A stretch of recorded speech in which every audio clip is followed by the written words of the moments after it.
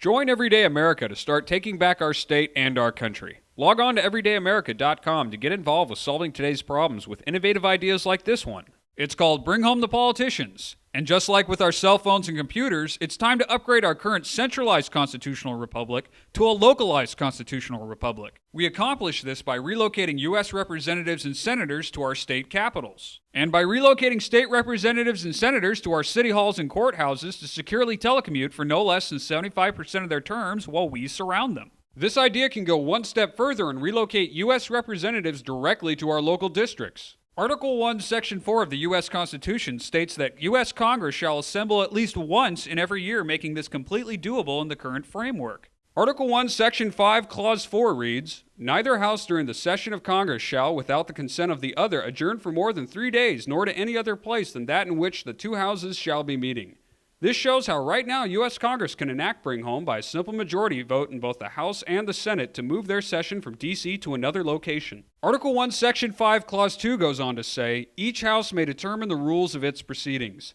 Therefore, the U.S. House and Senate can include new rules updated for the 21st century that now list telecommuting as a form of being present to vote. State constitutions contain what are called seat of government sections, and while each state constitution differs, they can all be amended where necessary to implement this plan. So how can we get this started?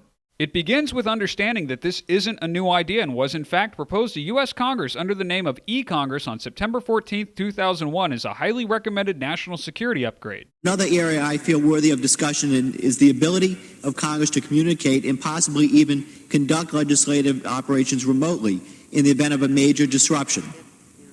The House Administration Committee has held hearings on the feasibility of establishing an eCongress for emergency situations, and I've introduced legislation to study this matter. Unfortunately, this idea was turned down based primarily on the reverse field of dreams argument that claimed Congress members could not be expected to show up for votes and committee discussions if allowed to telecommute based on previous experiments with proxy voting. Now with state and federal governments seemingly out of control, your assistance is needed now more than ever to ensure that this plan is finally enacted. Here's what you can do to help. Tell state and U.S. congressional candidates to include this idea in their official platforms. You can support efforts in 18 states to start voter ballot initiatives so that a simple majority of voters can make this into law while bypassing their state legislatures. This will require both energy and perseverance to accomplish, so let's look at why it's worth the effort. For starters, this will restore the balance of power by putting the citizens in charge once and for all. Sledgehammer politics have not helped this country or its citizens. This plan favors no political party since all need to be reined in, and more importantly, it protects the rights of the parties out of power.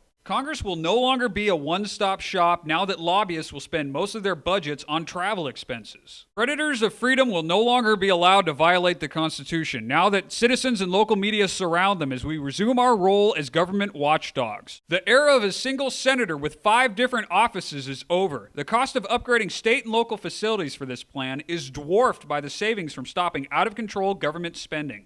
Having the majority of our leaders in the same place leaves this nation incredibly vulnerable. Any natural disaster or assault on D.C. will be far less catastrophic because it will be taking down only one server on a grid of 51. Bring Home the Politicians is a system-wide solution to what ails us. And with your help, we'll make it a reality. Join us today.